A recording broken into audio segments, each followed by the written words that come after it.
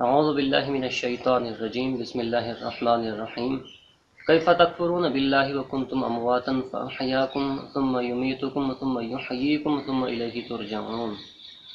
Assalamu alaikum, dear brothers and sisters. Allah Ta'ala is saying in the Qur'an, Surah Baqarah, verse number 28, how do you deny the existence of Allah? How do you deny the Allah Subhanahu wa Ta'ala?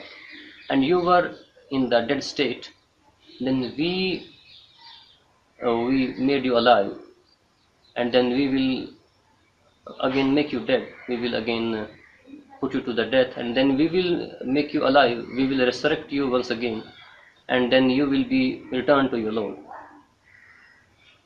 So in this verse, Allah Subhanahu wa Taala is indicating about the sign of His existence to the human bodies. You can see during the starting stage of the human life, during the stage of in which two sperms, male and female, they join and to start the life of a new child, a new human being. In that stage, you can see that it grows by itself. There is no outsider uh, assistance to this child, this fetus. It grows by itself. In itself is a sign for the humanity to study, because it is happening by itself. You can see that if we put together if we stack all of the parts of a car, they won't join up together to make a car. And further, there are different stages of the development, how the muscles are formed, how the bones are formed, how the links and how the organs are formed inside the mother's womb of the child. It all in itself is a sign for the humanity, for us to think, for us to ponder upon. Then again, if you see, after some stage in the mother's womb, and the child starts moving, the fetus starts moving, something has came inside the child which we call as life.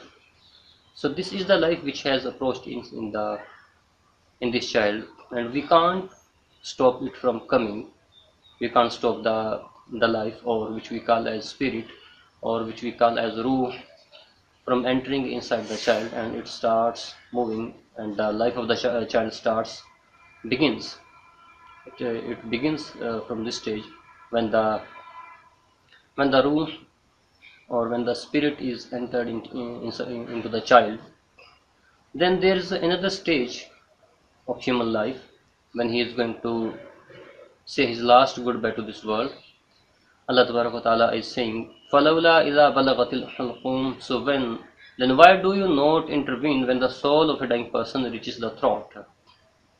وَأَنْتُمْ حِينَئِذٍ تَنْظُرُونَ. And you are looking on at that moment.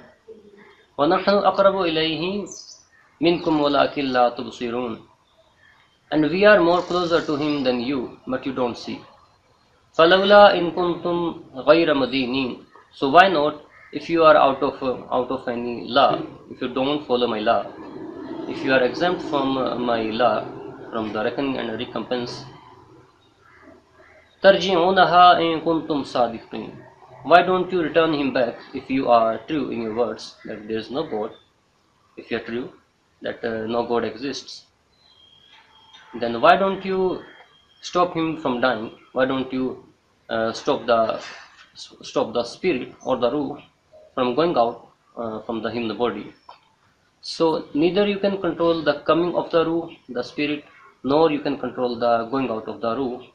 So this in itself is a very big sign inside the human bodies, human beings, that God verily exists. Yes, this notion of a God is deeply filled inside, deeply engraved inside every human being.